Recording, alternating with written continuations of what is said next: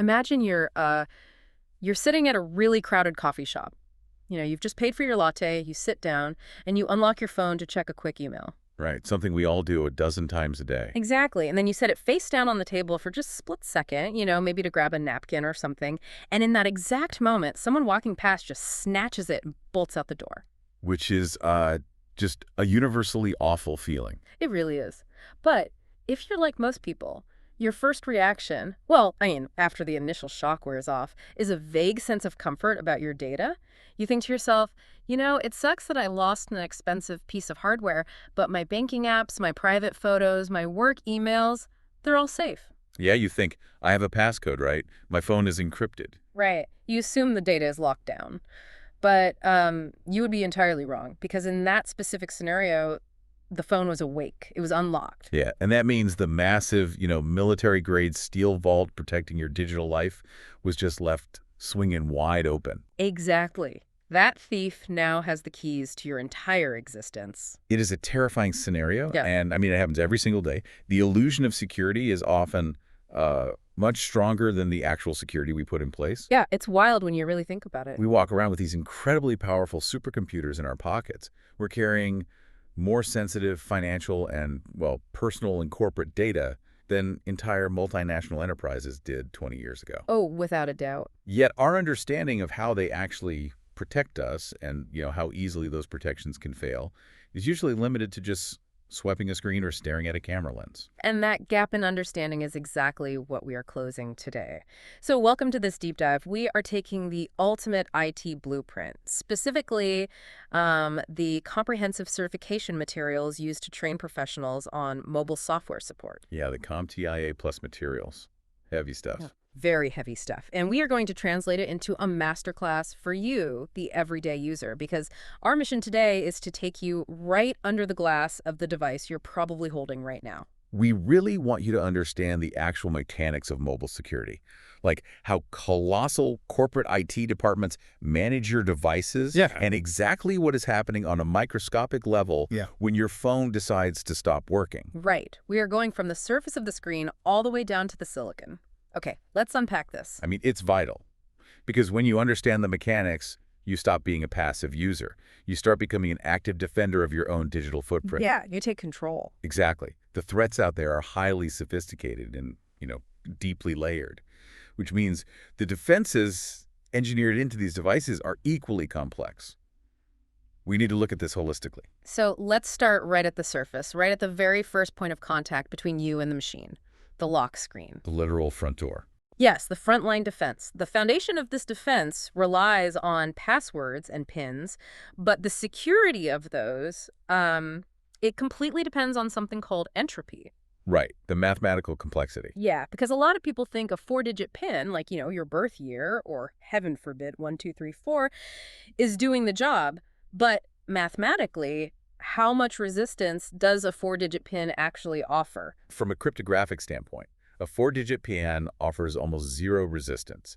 It's basically a mathematical puddle. A mathematical puddle. Wow. Yeah, a 4-digit PIN only has 10,000 possible combinations.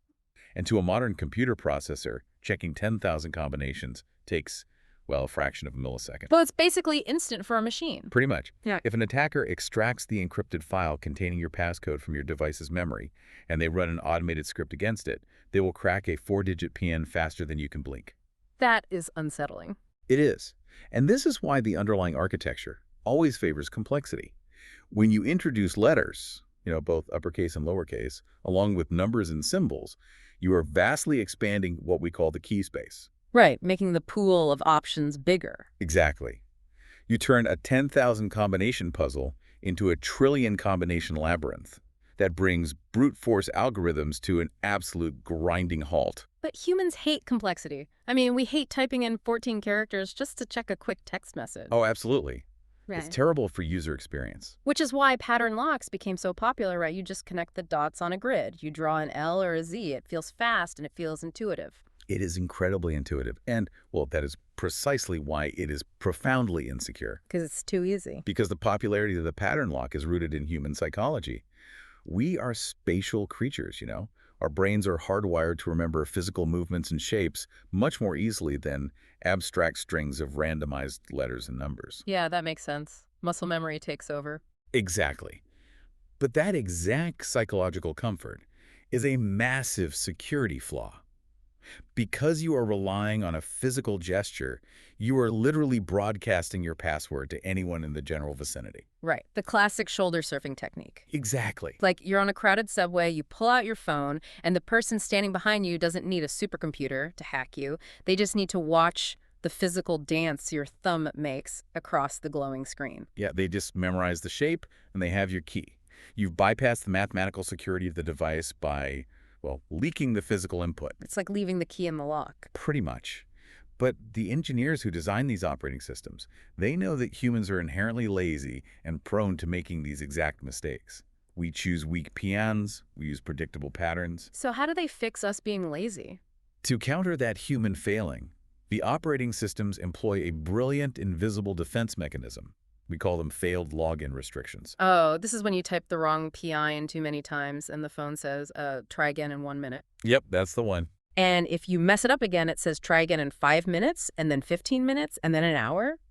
It's incredibly annoying when you're just sleepy and typing it wrong. But from a security perspective, this is actually weaponizing time, isn't it? What's fascinating here is that weaponizing time is the perfect way to describe it. It is known as an exponential back-off algorithm. Exponential back-off. I like that. Remember earlier when I said a computer can guess 10,000 PNs in a millisecond? Yeah, the mathematical puddle. Right. Well, that's only true if the computer is allowed to guess as fast as its processor can spin. But by embedding a hard-coded delay directly into the operating system's logic, the math flips entirely against the attacker. Because they have to wait, just like a human would. Exactly. You force a physical time penalty between every single guess. You turn a 10-second hack into a process that would literally take years to complete. You are starving the attacker of their most critical resource, which is speed. It makes complete sense. It's like a bank vault that only lets you turn the dial 1 click every 10 minutes. It doesn't matter how fast your hands are. I mean, the vault dictates the pace. That's a great analogy. So to get around typing complex passwords and dealing with those annoying lockouts, we moved to biometrics. Yeah. Fingerprints, facial recognition, iris scanners. The convenience factor here was huge for adoption. Oh, yeah. We hear this pitched as the ultimate security, your body is the key. But I have a serious question about this. If my password is in my brain, a thief can't get it unless I tell them. But my face is right here. Right, it's public. Yeah. My fingerprints are all over the coffee cup I just left on the table. If I'm unconscious in a hospital or if someone physically overpowers me, they can just hold my phone up to my face and unlock it. Does tying our security to our physical bodies actually create a massive liability? You are hitting on a really crucial debate within the information security community. What you are describing is a shift in the threat model. A shift in the threat model. Yeah, you are absolutely correct that a biometric marker, like your fingerprint or your face, is a physical attribute that you cannot hide. And in extreme scenarios, it can be bypassed without your active conscious consent. Like the police holding your phone to your face. Yes, exactly. Law enforcement, for example, can compel you to press your thumb to a sensor in a way they cannot legally compel you to surrender a memorized password from your mind. Right, so why do security experts still push for biometrics if they have that physical flaw? Because you have to weigh the statistical probability of the threats. For 99.9% of users, the primary threat is not being physically assaulted in a dark alley, nor is it a targeted physical extraction by a government intelligence agency. So what is the main threat for normal people? The overwhelmingly common threat is remote credential theft. It's a hacker in another hemisphere using a phishing email to steal your password, or buying your leaked credentials on the dark web, or running a remote brute force attack. Ah, I see. And biometrics are entirely immune to remote theft.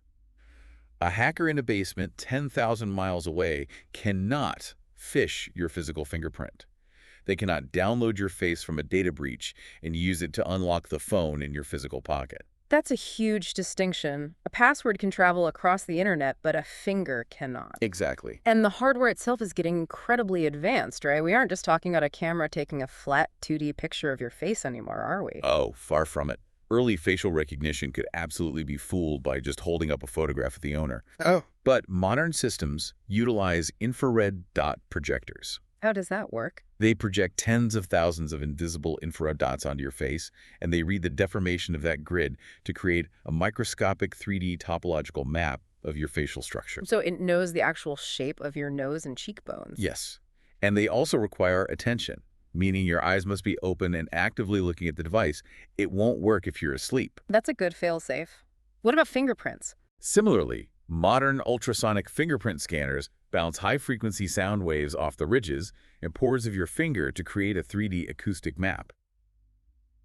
It is incredibly difficult to spoof physically and completely impossible to spoof remotely. Which brings us to the ultimate combination of these methods, which is two-factor authentication, or 2FA.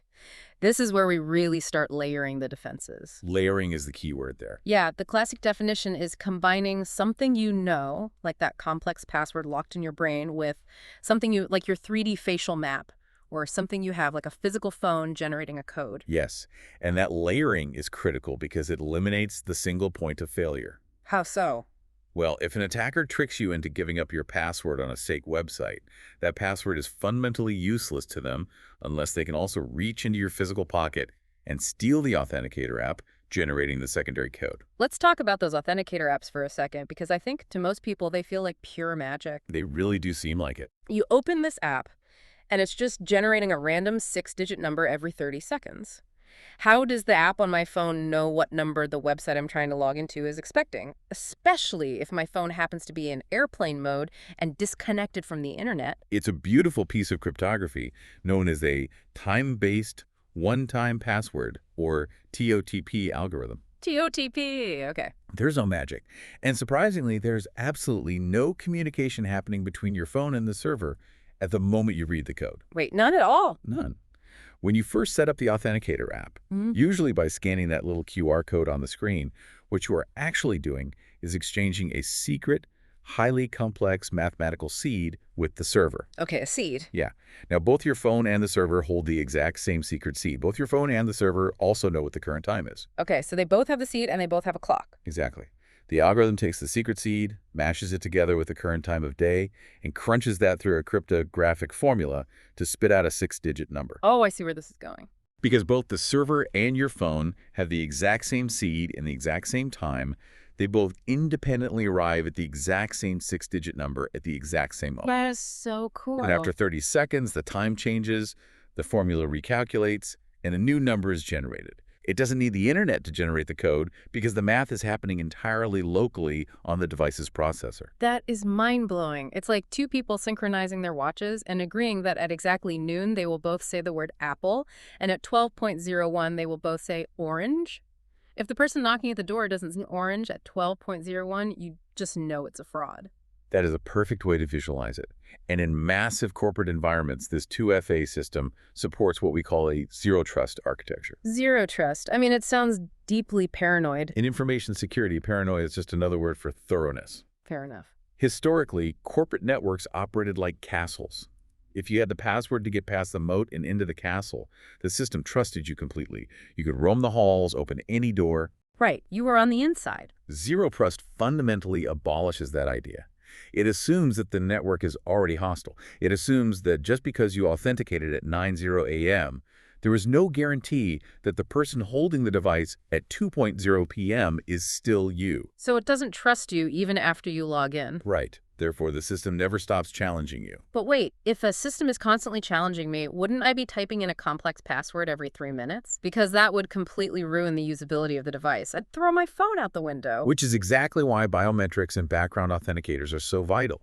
They allow the system to continuously authenticate you, like checking your face when you open a sensitive email, or analyzing the micro movements of how you type without ever interrupting your workflow. Oh, so it's checking me invisibly. Yes. It bridges the gap between paranoid security and seamless daily usability. All right, so we've built an incredible front door. We have complex passwords, exponential time delays, infrared facial mapping, and synchronized cryptographic clocks. The front door is solid steel. It's very secure, physically. But what if the attacker realizes they can't break the door down, so they decide to look for a loose vent or a cracked side window? We need to transition from physical access security to software-level defense. We need to talk about the software shield. Exactly. This is the pivot from defending against a human trying to get their hands on your hardware to defending against malicious code trying to slip into your operating system. And the absolute bedrock of this software shield is the operating system update. We are all incredibly guilty of seeing that little notification pop up saying, update available, and immediately hitting remind me later. Oh, everyone does it. Because we don't want to wait 5 minutes for our phone to restart. But what are we actually doing when we delay an OS update? We aren't just missing out on new emojis, are we? You are leaving structural flaws in your foundation completely exposed. Software is written by humans, which means software contains mistakes. Sometimes those mistakes are benign, like a glitch that makes an app crash or look weird. But sometimes those mistakes are memory management errors, like a buffer overflow vulnerability. A buffer overflow. What does that actually mean? In incredibly simple terms, a vulnerability is a tiny gap in the code that allows an attacker to inject their own instructions into the device's memory. When an attacker discovers one of these gaps before the manufacturer does, it's called a zero-day exploit. Meaning the good guys have had 0 days to prepare for it. Exactly. And hackers trade these vulnerabilities on the dark web for millions of dollars. When Apple or Google push an OS update to your phone, it's not just a feature drop. It is a critical structural repair. So they're patching the holes. Right. They have discovered that gap in the code, and they have rewritten the binary instructions to permanently seal it. By hitting Remind Me Later, you are essentially looking at a gaping hole in your home's security system, looking at the carpenter standing right there with the tools to fix it and telling him to come back next week. That's a terrible idea. Meanwhile, automated bots all over the internet are constantly scanning devices, looking for anyone who hasn't boarded up that specific window. Okay, so rule number 1, update the OS immediately. But even with a fully patched OS, we are constantly downloading apps, some of which might be malicious. True. To combat this, modern smartphones have internal security guards, Google Play Protect for Android, and tools like Microsoft Defender Mobile for enterprise users. But how do these systems actually know if an app I just downloaded is bad? Are they just looking at a blacklist of known bad apps? Historically, yes. Antivirus software relied on signatures, which was basically a massive database of known malicious code. Like a wanted poster. Exactly like a wanted poster. But malware evolves way too fast now. Attackers slightly alter the code of their malware every few hours to change its signature, rendering those databases obsolete. So the wanted poster doesn't match anymore. Right. Today, built-in monitors like Play Protect rely on heuristics and behavioral machine learning. Behavioral, so it's watching what the app does rather than what it looks like. Precisely. The system establishes a baseline of normal behavior. A calculator app, for example, has absolutely no legitimate reason to access your microphone. Right, unless I'm doing some very weird math. Exactly. Or it has no reason to attempt to establish a silent background connection to a server in Eastern Europe at 4 in the morning. Even if the calculator app's code has never been seen before and isn't on any blacklist, the heuristic monitor observes that suspicious behavior. And it steps in. Yes. It recognizes that the action is malicious, and it immediately freezes the app's execution and quarantines it. It's an active, roaming security guard inside your device. And catching those silent background connections is crucial. I know the materials we're looking at dive heavily into mobile firewalls, but on a regular computer, a firewall usually sits on your router, right? Yeah. Right? It acts as a gatekeeper between your home network and the internet. Right, the traditional perimeter defense. How does a firewall work on a mobile phone that is constantly jumping from home Wi-Fi to cellular data to coffee shop Wi-Fi? It doesn't have a static perimeter. It operates through a very clever use of VPN technology. Because a mobile device's network environment is constantly shifting, a traditional network firewall wouldn't work at all. Instead, modern mobile firewalls create a local, virtual, private network loopback entirely within the device itself. Wait, so it's a VPN, but it's not connecting to another country. It's just routing the traffic through itself. Exactly. Before any app is allowed to send a packet of data out to the phone's antenna, whether it's on 5G or Wi-Fi, that data packet is forced to travel through this internal software choke point. Okay, I follow you. The firewall inspects every single packet. If a legitimate app is trying to send analytics data to an unauthorized third-party tracking server, the firewall identifies the destination IP address and silently drops the packet. So the app tries to snitch on you, and the firewall just throws the message away? Yes. The app thinks it sent the data, but the data never actually left the phone. Yeah. And the true brilliance of this design is that it operates entirely in the user space of the operating system. Meaning what, exactly? meaning you don't need administrator-level root access to install it. It provides enterprise-grade traffic filtering for everyday users without needing to hack the phone. Here's where it gets really interesting. Let's get to the heavy artillery of the software shield. Data encryption. We hear this word thrown around constantly, right? Encryption, AES 256, mathematically scrambled data. It's the ultimate buzzword. But the implementation on modern mobile devices is wild. For a long time, we used full disk encryption. Can you explain how that worked and why we moved away from it? Full disk encryption was a very brute force approach to data security. Imagine your device's storage drive as a massive filing cabinet. With full disk encryption, a single, incredibly strong padlock was placed on the exterior door of that cabinet. It's just one big lock. Right. When the phone was powered off, everything inside was locked. When you turned the phone on and entered your passcode, the padlock was removed. The entire drive was decrypted simultaneously. Well, that sounds convenient. What's the problem? The problem with this architecture is that while the phone is on and unlocked, the filing cabinet is completely vulnerable. If a malicious app manages to bypass the sandboxing, or if someone physically takes the unlocked phone, like in your coffee shop scenario. Oh, every single file on that drive is openly accessible. Exactly. Because the one master key unlocked everything all at once. Right. So the architecture had to evolve to become more granular. It did. This led to the development of file-based encryption, or FBE, which became standard starting with Android 10 and is a core component of iOS as well. So how is FBE different from the big filing cabinet lock? Under file-based encryption, we don't put a single padlock on the exterior door of the cabinet. Instead, every single individual file and every single folder is encrypted with its own unique, mathematically distinct cryptographic key. Wait. Every single file? If I have 10,000 photos, that's 10,000 different keys. Millions of keys across the entire operating system, yes. That is insane. It's incredible math. And the beauty of this is how it enables the concept of isolated profiles. If you use your personal phone for work, file-based encryption allows the operating system to literally slice its own brain in half. Slicing its brain in half. It creates a cryptographic boundary. Your personal apps, your photos, your text messages are encrypted with one set of keys derived from your personal PI. The corporate emails, the proprietary company documents, the secure chat apps, those are encrypted with an entirely different set of keys, often managed by your employer's IT department. So I'm playing a game on my phone on the weekend. My personal profile is unlocked and running, but the work profile on that exact same physical hard drive remains completely encrypted and inaccessible. Mathematically scrambled and utterly unreadable, yes. Wow. Even the operating system itself cannot read the work files while the personal profile is active, because the specific cryptographic keys required to decipher those work files have not been loaded into the active memory. So it's basically a completely separate computer. Yes. This is what allows you to carry highly classified corporate secrets in the exact same physical piece of silicon as your fantasy football app, without them ever bleeding into one another. That is just stunning engineering. But it brings us right back to the horrific reality of our opening scenario, the coffee shop theft. Ah, yes. The unlocked phone. This incredible encryption, these millions of keys, the slicing of the hard drive, it all hinges on the locked state of the device. That is the tragic irony of mobile security.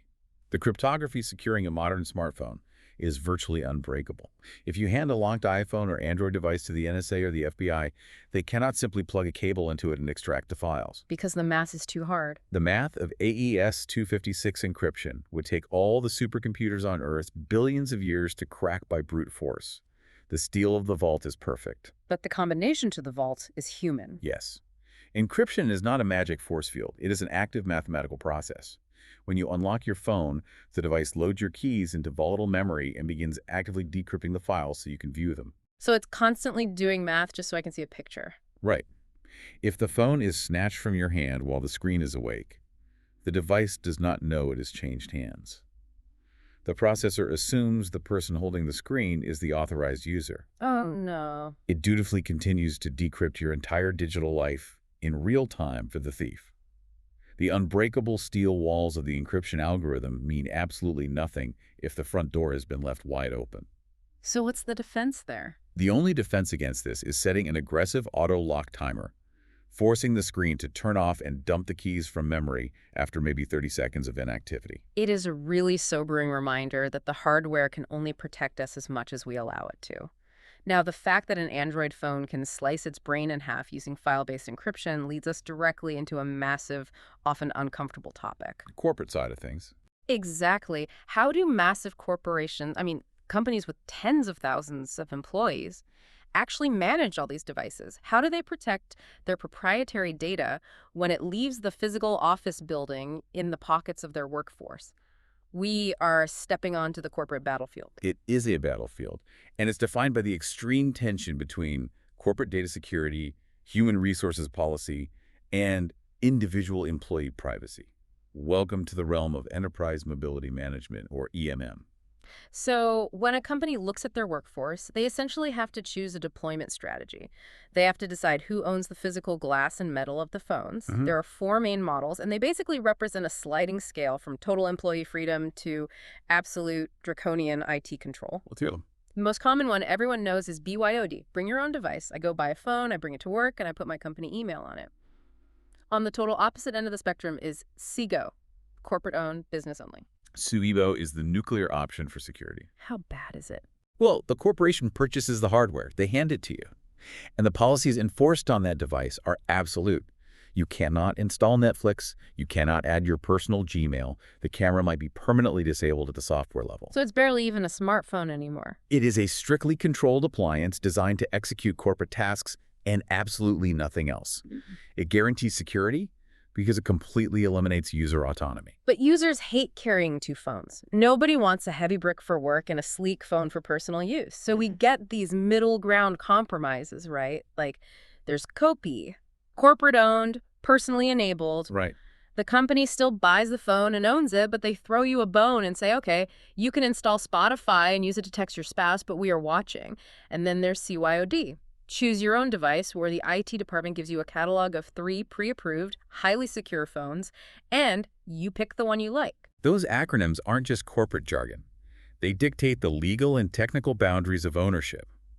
To enforce the rules of whichever model they choose, the IT department deploys MDM, mobile device management platforms. Like what? Think of systems like Microsoft Intune or VMware Workspace ONE. So what does an MDM actually do when it gets its hooks into a phone? Let's say I'm an employee and I enroll my device. What power does the IT admin sitting in a cubicle 500 miles away actually have over the piece of technology in my hand? An MDM is a centralized command and control infrastructure.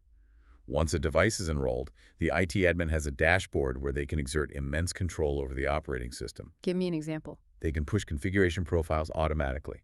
For instance, the moment you walk into a satellite office in London, the MDM silently configures your phone's Wi-Fi settings to connect to the secure local network. Okay, that's actually pretty convenient. It is. But they can also enforce compliance rules. If the MDM detects that you haven't updated your OS in 30 days, it can automatically block your access to company email until you install the patch. It's conditionally blocking access based on the health of the device. Precisely. Conditional access. The MDM can also blacklist specific applications, preventing you from installing known data harvesting apps on a corporate device. It integrates with locator services, utilizing GPS, Wi-Fi triangulation, and Bluetooth beacons to pinpoint the physical location of a lost device on a map. And that word lost triggers a massive point of anxiety for a lot of people listening to this. Let's talk about wiping a device. If a phone is lost or stolen, the IT department is going to pull the plug to protect the company data. They have to. It's a massive liability. Right. But I have to ask on behalf of every single person who uses their personal phone for work under a BYOD policy, if my boss hits the panic button, can they accidentally delete the photos of my child's first steps? This is perhaps the most critical distinction in modern mobile management, and it relies entirely on the file-based encryption we just discussed. MDM systems utilize 2 entirely different types of commands, a remote wipe and a selective wipe. Okay, let's break those down. If you are operating under a strict COBO environment, where the company owns the hardware and the device is lost, the IT admin will issue a full remote wipe. This is a scorched earth protocol. Scorched earth? Yeah. It commands the device's processor to securely erase every single sector of the flash memory, restoring the device entirely to factory settings. Everything is burned to the ground. Okay, but what if it's my personal phone? What if it's BYOD? If it is a BYOD environment, the IT department legally cannot, and technologically does not want to, touch your personal data. This is where the selective wipe comes in. Remember how file-based encryption sliced the phone's brain into a personal half and a work half, each with different cryptographic keys? Yeah, the two different locked filing cabinets. Exactly.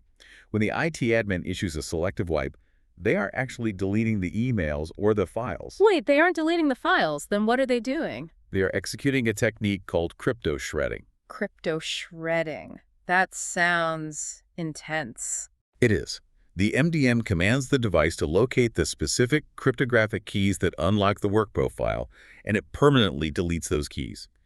In an instant, the work partition goes from being a readable, functioning ecosystem of apps and data into an entirely scrambled mathematical void of random noise. Wow. The data is still physically written on the flash storage, but without the keys, it is irreversibly destroyed. And because the IT department's keys only correspond to the work data, they literally do not possess the mathematical capability to affect the keys guarding your personal photos. That is brilliant. It's like a landlord who holds a master key to the building, but the lease explicitly limits their access. They can completely empty out the home office you're renting, but the cryptographic physics of the locks prevent them from ever stepping foot into your personal living room. It solves a massive legal and human resources dilemma. Without the guarantee of a selective wipe, employees would absolutely refuse to install corporate profiles on their personal hardware. I know I would. Right. It balances the employee's fundamental right to digital privacy with the corporation's absolute obligation to protect intellectual property. Okay, so massive IT departments use these powerful MDM platforms to maintain the health and security of thousands of devices from a remote console. But what happens when you are just a regular user sitting on your couch and you don't have a team of network engineers to call? You're on your own. Yeah, your phone starts lagging, it's freezing up, the battery's draining like crazy, or an app just flat out refuses to open.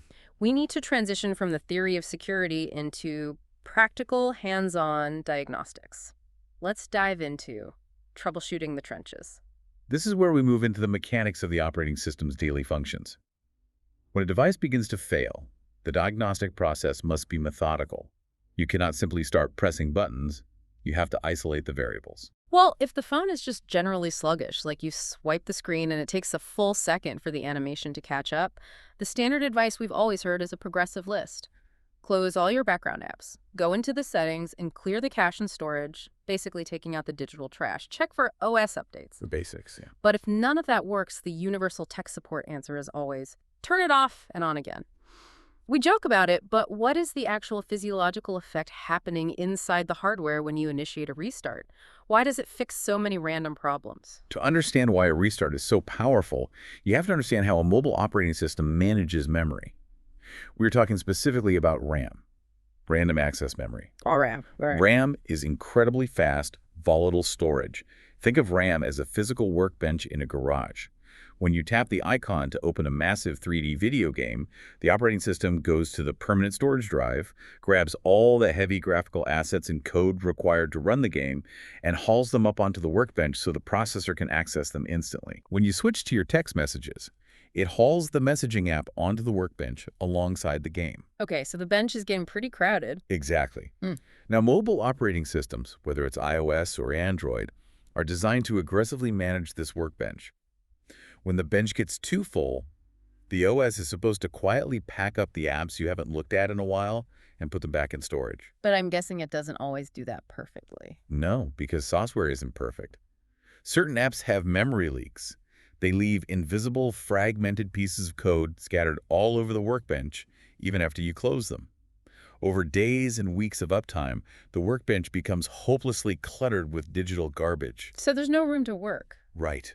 The processor has to spend valuable time constantly shifting this garbage around just to find enough clear space to open a simple email. That computational friction is what you experience as lag. So what does this all mean? When I hit restart, what happens to the workbench? A restart cuts the power to the RAM modules.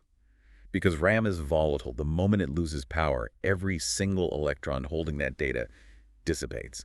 It takes a massive invisible arm and sweeps everything off the workbench onto the floor. Just totally clears it out. Completely. When the phone boots back up, the operating system is presented with a completely pristine, empty workbench.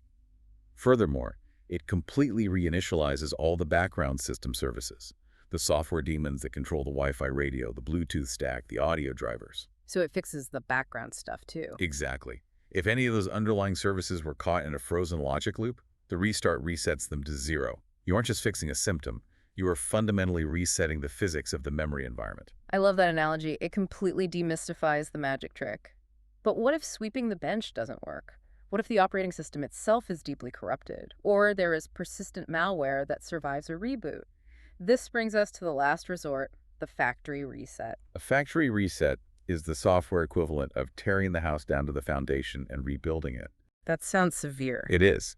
When you execute a factory reset, you are commanding the storage controller to systematically wipe the user partition of the hard drive. All your personal data, all downloaded apps, all localized settings, and all cryptographic keys are annihilated. Just gone. Yes. The device extracts a pristine, compressed copy of the core operating system from a hidden read-only partition and reinstalls it from scratch. It is essential to understand that this is irreversible. If you do not have a verified, secure backup of your personal data in the cloud before you press that button, that data is gone forever. So a restart cleans the bench, a factory reset burns down the garage. That's a good way to put it. Now, performance is only half the battle when troubleshooting. Let's talk about the hardware component that causes the most daily anxiety. The battery.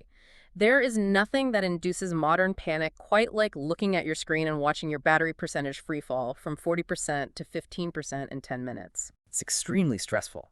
And battery diagnostics require looking at the telemetry data provided by the OS.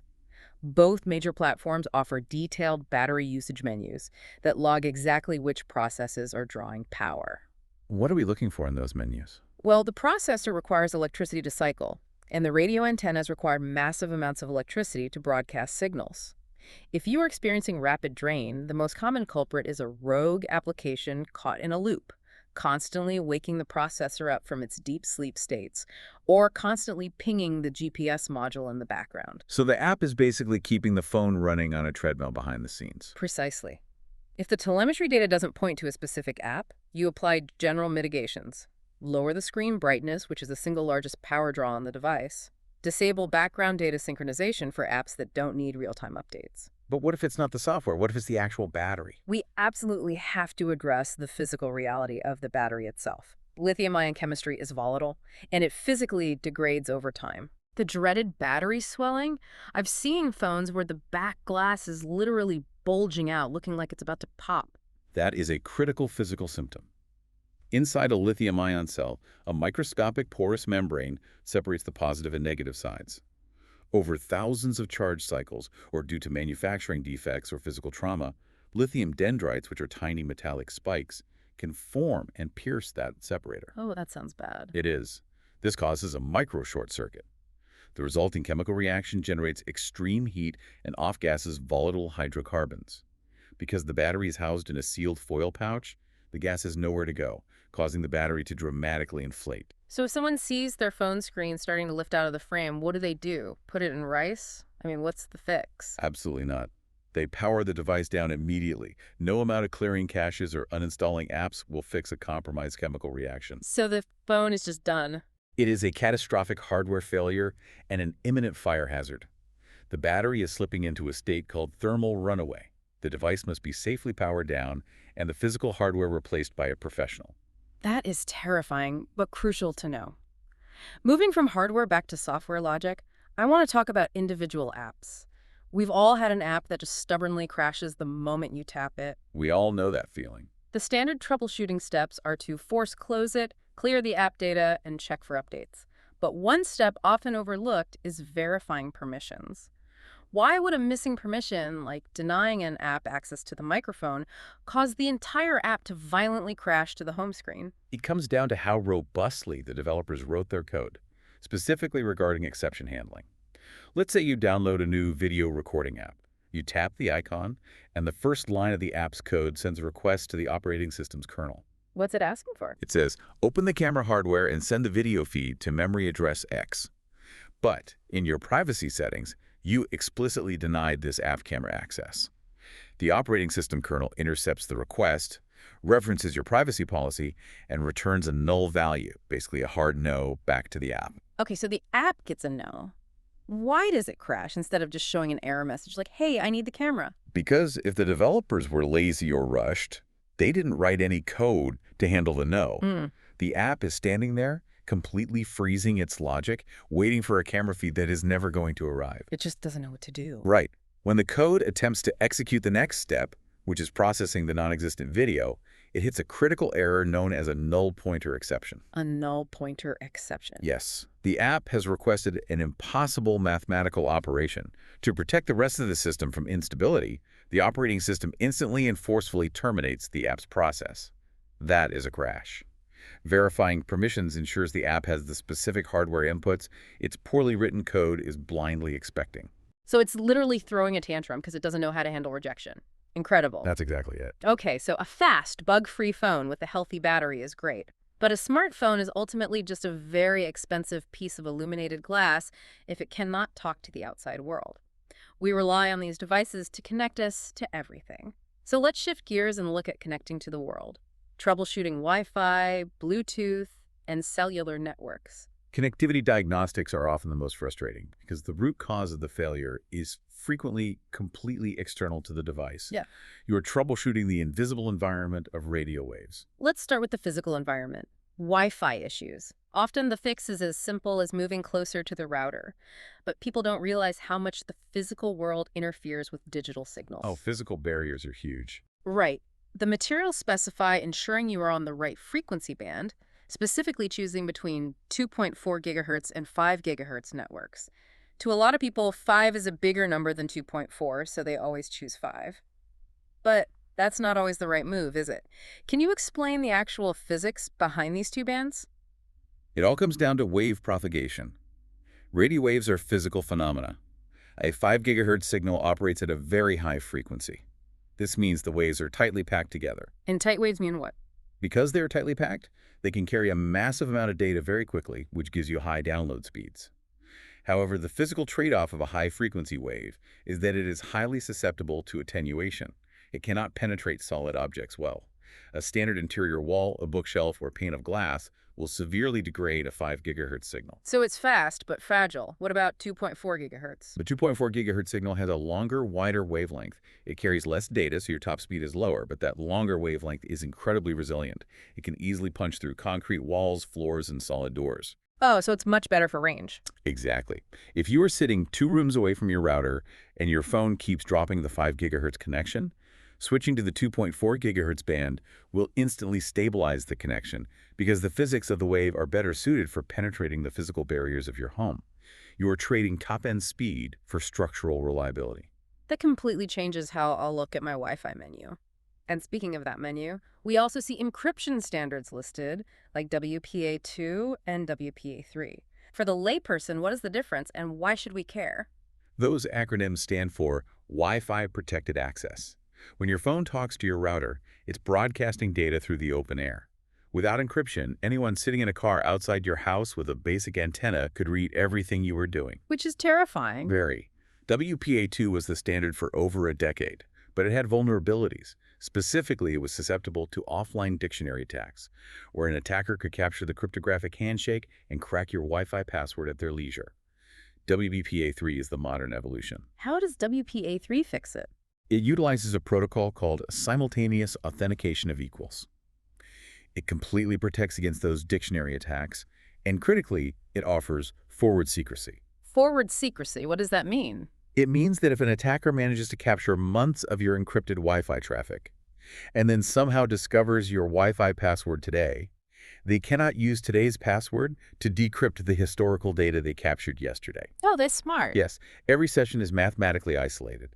It is a massive leap forward in securing airborne data. Okay, so we're on the right frequency. We have WPA3 encryption, but the connection just completely stalls. The web page refuses to load. My go-to fix, which works 99% of the time, is toggling airplane mode on for 3 seconds and then turning it back off. Why does that work so much better than just turning the Wi-Fi toggle off and back on? Because you are commanding different layers of the hardware. When you toggle just the Wi-Fi button off and on, you are merely telling the operating system to pause the software protocol that listens for Wi-Fi networks. It's a very soft reset. But airplane mode is different. Very different. Airplane mode is a legacy command tied to FAA regulations. It triggers a hardware-level interrupt across the entire baseband processor. The baseband processor, what is that? It's the dedicated chip inside your phone that handles all radio communications, cellular, Wi-Fi, and Bluetooth. Toggling airplane mode commands the baseband processor to physically sever power to all radio antennas simultaneously. Oh, so it just kills the power completely. Yes, when you turn airplane mode off, power is restored. The device cannot resume its previous potentially corrupted connection state because that state was destroyed when the power was cut. It forces the device to blindly cast out into the environment, discover the cell towers and routers anew, and renegotiate entirely fresh cryptographic handshakes from scratch.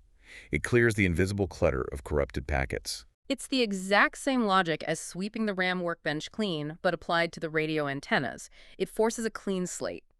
Now, besides Wi-Fi and cellular, we also rely on short-range technologies. The big three are NFC, AirDrop on Apple, and Nearby Share on Android. What are the specific security quirks we need to know about these? Well, NFC, or Near-Field Communication, operates on a principle of extreme physical proximity, usually within 2 inches. It is the protocol driving Apple Pay and Google Wallet. So it's basically tapping your phone. Right. The primary security mechanism here is hardware integration with the Secure Enclave, or Titan M chip.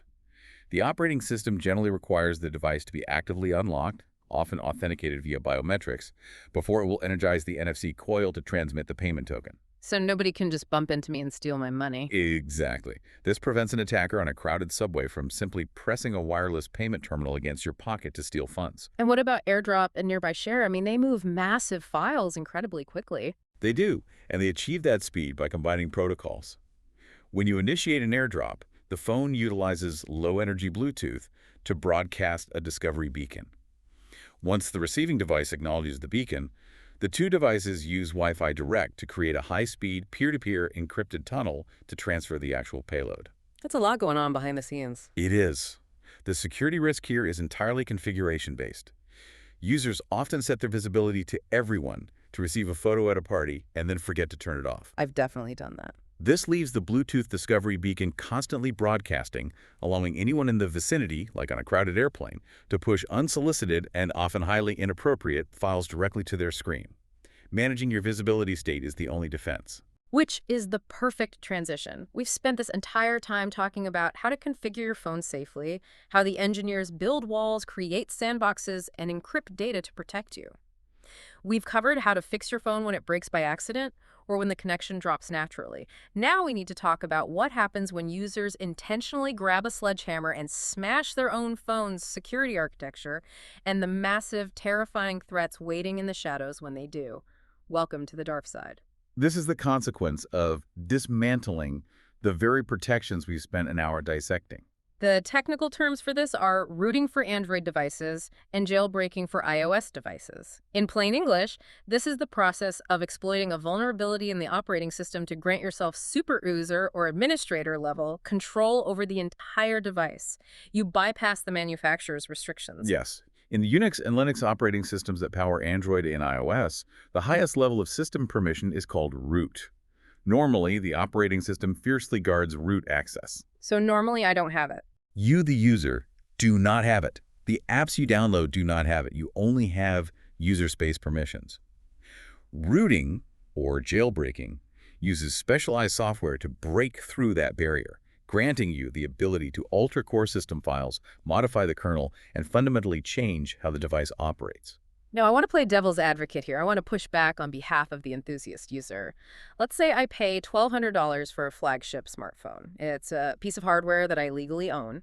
If I want to root it so I can change the system font or overclock the processor or download a game emulator from an unverified bootleg app store on the internet, why shouldn't I? If I break my phone, that's my problem, right? It is absolutely your hardware, and philosophically, you have the right to modify it. But you must understand the catastrophic security trade-off you are making. When you root a device to change a font, you aren't just unlocking a visual setting. You are systematically disabling the OS-level sandboxing. The sandboxing, we touched on this earlier. Can you explain exactly what a sandbox is at the code level? A sandbox is a process isolation technique. In a secure, unrooted phone, every single app is forced to execute its code within a strictly confined digital boundary, a sandbox. The social media app plays in its sandbox. The banking app plays in its sandbox. And can't cross over? No. The operating system's kernel enforces a strict rule: No sandbox can peer into another sandbox's memory space. They cannot touch each other's data. So if I download a malicious flashlight app, it can't read my banking password because the walls of the sandbox keep it trapped in its own little zone. Exactly. Yeah. But rooting or jailbreaking requires disabling the kernel protections that enforce those walls. You're essentially taking the massive, highly engineered steel doors off the bank vault simply because you wanted to hang some custom wallpaper on the inside. Oh, You get your customization, but you have invited everyone into the vault. that is a terrifying image. And this brings us to the threat of untrusted sources and sideloading. Once the sandboxes are destroyed, users often go to third-party bootleg app stores to download pirated versions of paid apps or games for free. What is actually hidden inside those pirated files? When you download an app from an official store, it has been cryptographically signed by a verified developer and scanned by heuristics. When you sideload an app from a bootleg forum, you are downloading unverified executable code. And since there's no sandbox anymore. Exactly. Because you destroyed the sandbox, that bootleg app doesn't just mess up its own space. It is granted root access. It can walk out of its zone, stroll over to your banking app, and inject a keylogger to silently record every single keystroke as you type your password. It can just watch everything I do. It can access your camera roll in the background. It can intercept your two-factor authentication text messages before you even see them. And the sources highlight a specific technique used here called app spoofing. App spoofing is incredibly deceptive. The malicious payload you sideloaded quietly uninstalls your legitimate banking app or your secure email client and replaces it with a pixel-perfect clone. A fake version of the app. Yes, it uses the exact same icon, the exact same login screen. You tap it, you type in your credentials thinking you are logging into your bank, but you are actually handing your username and password directly to a command and control server operated by a criminal syndicate overseas. You've given them the keys to your financial life. It's digital identity theft on a micro scale. But it's not always about stealing passwords, is it? The materials also highlight the insidious threat of crypto mining payloads on mobile devices. This is one of the most destructive trends in mobile malware. Attackers realize that stealing passwords takes effort to monetize. But if they can infect your device with a crypto mining script, they can instantly turn your hardware into a silent zombie laborer. A zombie laborer. The sideloaded app runs quietly in the background without throwing any pop-ups, and it hijacks 80 or 90% of your processor's capacity to mine cryptocurrency. The profits are sent directly to the attacker's wallet. So they're essentially stealing the physical computing power I paid for. Worse than that, they are physically destroying your hardware. Mining cryptocurrency requires immense computational effort, which generates extreme heat. A smartphone is passively cooled. It doesn't have fans. So it just cooks itself. Yes. A mining script will run your processor at maximum capacity for hours, completely disregarding formal limits. It will permanently degrade the lithium-ion chemistry of your battery, causing the swelling we discussed earlier. It will consume your entire monthly data plan in a matter of days. The attacker is essentially burning your $1,200 device to the ground to make fractions of a penny. That is just brutal. And for anyone listening who thinks they might be infected, the symptoms to look out for are clear. Rapid, completely unexplained battery drain where the phone is hot to the touch even when the screen is off. Massive spikes in background data usage. Unexpected pop-up ads appearing over the home screen. And the ultimate red flag, receiving 2FA text messages containing login codes that you did not request. If you get a code when you aren't trying to log in, someone has your password, and they are banging on the front door. If you see those symptoms, particularly the unrequested 2FA prompts, you must assume the device is compromised. What's the fix? The mitigation strategy is immediate containment. Reboot the device into safe mode, which temporarily prevents third-party apps from running, allowing you to manually uninstall the suspicious payloads. But what if they have root access? If root access was granted to advanced malware, it may have embedded itself into the system partition. In that case, the only guarantee of sanitizing the device is executing the total factory reset. Burn the garage down. And there's one final vulnerability we need to cover. It's not a virus, it's not malware, and it doesn't require rooting your phone. It is a massive data leak that occurs entirely by default, embedded in the very architecture of how we take photos.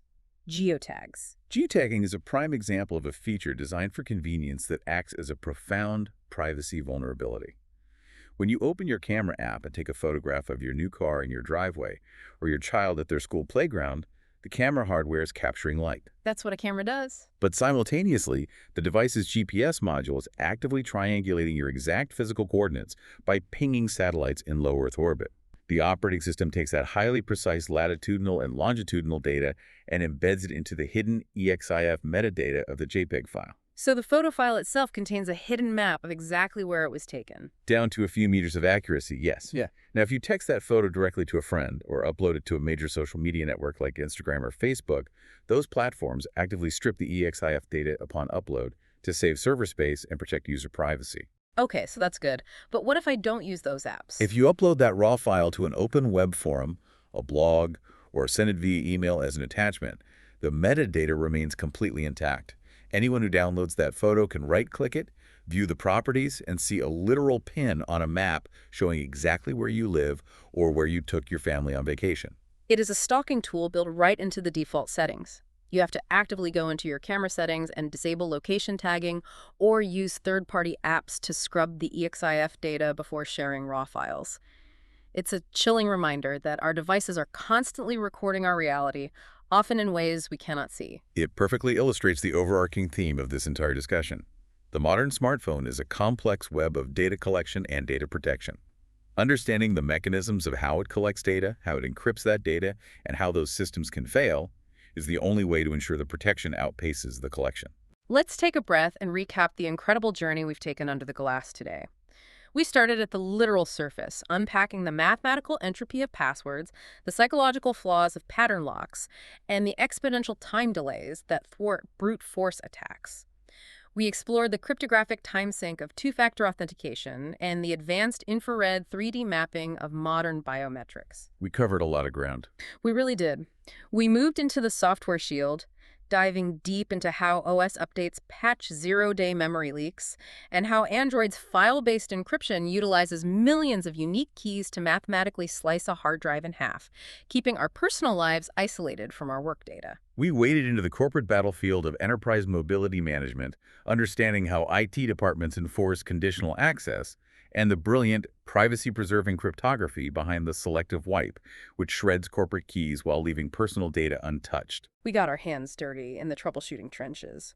We visualized RAM as a workbench and learned why cutting power to volatile memory through a simple restart resolves complex software lag. We diagnosed the chemical reality of lithium-ion battery swelling and decoded why missing permissions cause apps to catastrophically crash via null pointer exceptions.